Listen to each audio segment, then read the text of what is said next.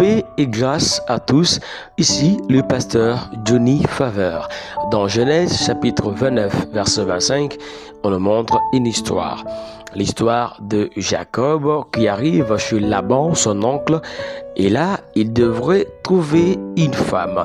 Chez Laban, il y a deux filles. L'aînée s'appelle Léa, la cadette s'appelle Rachel. Jacob, son choix tombe sur la cadette qui est Rachel. Il travailla donc pendant 7 ans et après le 7 ans, le jour de la remise de sa femme, contrairement à son choix, un bon matin, il se réveille et trouve que la femme que Laban lui a donnée n'était pas Rachel mais plutôt Léa. C'est là qu'il pose la question à Laban, qu'est-ce que tu m'as fait? Pourquoi tu m'as donné la femme pour laquelle je n'ai pas travaillé pendant 7 ans? Alors Laban lui répond en lui disant, ici chez nous il y a une coutume. La coutume qui consiste à ce que nous ne pouvons pas faire marier la cadette avant l'aînée. Alors c'est pour vous dire que, frères et sœurs, dans chaque pas, dans chaque choix que nous faisons, nous devons toujours savoir qu'il y a des familles qui ont des coutumes et ces coutumes peuvent toujours nous causer des problèmes. Lorsque vous voulez vous engager dans une relation amoureuse, dans le fiançailles ou bien pour vous marier, vous devez toujours savoir sur ce que la coutume de votre futur partenaire.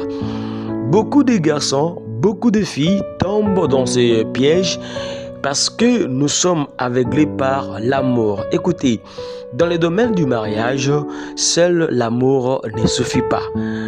Vous risquerez d'épouser une personne dont vous ne connaissez pas l'état spirituel, les coutumes, les liens de famille, et cela pourrait être un élément majeur dans votre destruction de vie. Alors, tenez toujours à savoir, à vous informer, à prier afin de savoir quels sont les combats de votre partenaire. Vous savez, il est mieux de savoir la coutume, les combats, la réalité de la famille dans laquelle vous voulez marier, ou bien vous voulez vous marier.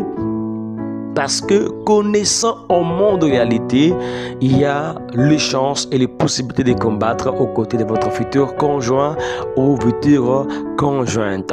Parce que si vous ne connaissez pas cette réalité, si vous ne connaissez pas ces combats, si vous ne connaissez pas ces liens, il serait très difficile parce que dans le domaine de la sorcellerie, mieux vaut vivre avec un sorcier dont vous connaissez sa sorcellerie que de vivre inconsciemment sans savoir que votre partenaire a des liens de famille. C'est pourquoi priez toujours parce que la famille, chaque famille a toujours ses coutumes. Votre femme, votre fiancé, votre mari, votre épouse, votre époux peut toujours avoir des coutumes, des liens qui l'influencent. Et si vous ne les découvrez pas, il sera très difficile pour vous de vous en sortir, à moins que Dieu vous fasse grâce. Mais par mesure de prudence, essayez toujours de savoir dans quelle famille vous voulez vous marier. Essayez de voir si la personne que vous épousez partage la même confession religieuse, le même point de vue sur le plan spirituel avec vous, sinon pas, vous allez regretter un jour. Parce que si Laban a dit à Jacob qu'ici chez nous il y a une coutume, chaque famille a des coutumes. Si vous ne les connaissez pas, ça va vous causer beaucoup de problèmes. Prenez ça en garde et que Dieu vous bénisse.